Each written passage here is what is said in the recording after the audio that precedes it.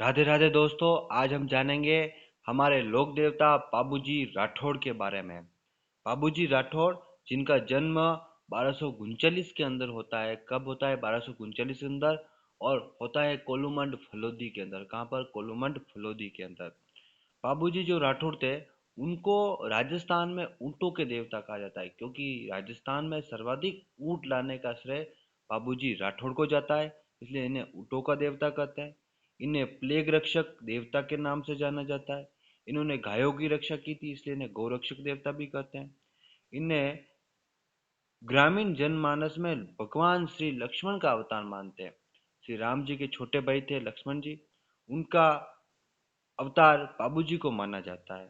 इसके साथ ही इनका जो जन्म हुआ था कोलूमंड फलोदी में 1239 में, और चैत्र अमावस्या के दिन हुआ। कब हुआ? चैत्र अमावस्या के दिन।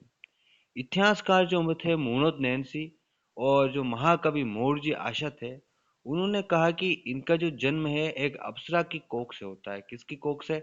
अप्सरा की कोख से। उन्होंने कहा कि बाड़मेर से 8 कोस आगे की ओर खावड़ के पास में एक जूना नामक ग्राम है, वहां पर अप्सरा के गर्भ से इनका जन्म हुआ। इनके पिता का नाम धांधल जी राठौड़ था। क्या था? धांधल जी राठौड़। धांधल जी राठौड़ जो थे, वो राव आस्थान के पुत्र राव दुहड़ के भाई थे। किसके थे? राव आस्थान। आपके मेवाड़ के शासक, मारवाड़ के शासक हैं राव आस्थान। राव आस्थान के दो पुत्र हुए थे, एक दुहड़ और एक धांधल। तो दुहड़ जी जो सीनियर थे, यानी कि वरिष्ठ थे, तो उनको तो बनाया गया मारवाड़ का शासक, और धांधल जी को कोलू मन जो फलोदी की है वो जागीर दी गई, और वहां पर बाबूजी का जन्म अप्सरा की कोख से होता है। इस प्रकार बाबूजी मारवाड़ के राठौड़ राजवंश से संबंधित हुए।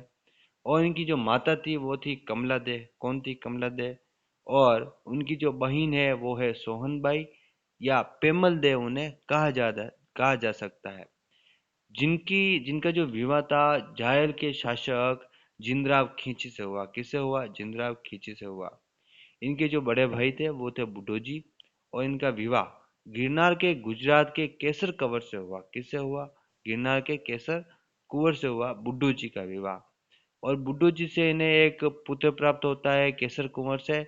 उनका नाम है रूपनाथ जी झरड़ा जी। उसके बाद में इनकी जो पत्नी है वो है सुप्यारदे या फुलमदे। कौन है? सुप्यारदे फुलमदे, जो अमरकोट के शासक सूरजमल सोढ़ा की क्या थी? पुत्री थी। बाबूजी के जो गुरुजी हैं वो है सम्रत भारती। कौन है? सम्रत भारती। और इनकी जो घोड़ी है वो है केसर कालमी। कहा जाता है कि जो अप्सरा से कोकसेन से जन्म हुआ और वो उनका लालन पालन नहीं कर पाई, तो उन्होंने घोड़ी के रूप में जन्म लेकर बाबूजी का जो लालन पालन करने का कार्य, यानी कि उनकी घोड़ी बनी, और वो प्रेम उन्हें घोड़ी के द्वारा प्राप्त हुआ, यानी कि माँ का। और फिर बाबूजी को ये घोड़ी देवल चारनी के द्वारा दी गई थी। किसके द्वारा? देवल चारनी के द्वारा। बाबूजी जो राठौड़ थे, बाबूजी राठौड़ का जो प्रतीक चिन्ह है वो है भालाली अश्वारोही है। इनकी पाग जो है वो बाईं ओर झुकी हुई होती है। क्या होती है? झुकी हुई होती है। इनका मुख्य मंदिर जो है वो कोलूमंड फलोदी के अंदर है। और यहाँ का जो पुजारी होता है वो धांधल राठौड़ होता है। क्या होता है? धांधल राठौड़ होता है। राठौड़ जाति का जो होता है वो पुजारी होता है। 1358 में धांधल के सोम के पुत्र सोहर के द्वारा यहाँ पर क्या बनवाया गया था? मंदिर बनवाया गया। और इनका मेला कोलूमंड में प्रतिवर्ष चैत्र अमावस्या के दिन लगता है। बाबूजी जी की जो फड़ है, ऊंट जब बीमार हो जाता है तो उसके स्वस्थ होने पर बाबूजी की फड़ का वाचन नायक जाति का भोपा करता है। कौन करता है? नायक जाति का भोपा। और कौन से वाद्य यंत्र के साथ करता है? तो रावण हत्ता वाद्य यंत्र के साथ करता है। इसी के साथ में मेहर जाति के जो मुसलमान लोग होते हैं वो इन्हें क्या करते हैं? पीर मानकर इनकी पूजा करते हैं। और हिंदू जाति के लोग इन्हें भगवान श्री लक्ष्मण का अवतार मानते हैं। उसी के साथ मारवाड़ में सर्वप्रथम ऊंट लाने का श्रेय बाबूजी को जाता है। और इनकी भतीजी केलम दे को दहेज में दिए थे। क्या दिए थे? केलम दे को दहेज में दिए ऊंट। रायका और जो रेबारी जाति के लोग होते हैं ये इन्हें अपना आराध्य देव मानती। क्या मानती है? आराध्य देव। बाबूजी के जो पवाड़े होते हैं, पवाड़े, इनकी जो वीर गाथा गाई जाती है बाबूजी की, वो माठे वाद्य यंत्र के साथ रेबारी और थोरी जाति के द्वारा गाए जाते हैं। किससे? रेबारी और थोरी जाति द्वारा। 1276 में क्या हुआ था कि पाबू जी का विवाह हो रहा था और प्रतिद्वंदी जो जिंदराव खींची था इनका बहनोई, वो देवल चारने की गाय चुरा लेता है और ये फिर आधे फेरों से यानी कि 3.5 फेरों से उड़कर देवल चारने की गायों की रक्षा के लिए जाते हैं और घोड़ी केसर काल में लेकर रवाना हो जाते हैं। तो देचू गांव में जिंदराव खींची को हराते हैं और फिर वहीं पर ये वीर गति को प्राप्त हो जाते हैं। इस प्रकार पाबू जी की पत्नी फुलमदे जो सोडी सोडी थी, बाबूजी के वस्त्रों के साथ क्या हो जाती है, सती हो जाती है। वहीं पर जो थाली नृत्य है बाबूजी की आराधना में किया जाता है। किन की आराधना में थाली नृत्य किया जाता है? बाबूजी की आराधना में।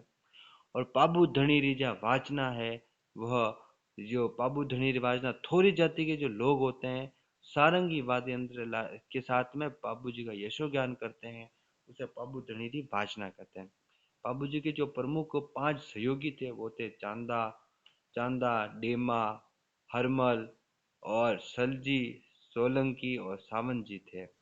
पाबू जी का जो साहित्य है उसमें देखिए, देखिएगा पाबू जी का जो छंद है, पाबू जी का छंद बिट्टू मैया ने लिखा।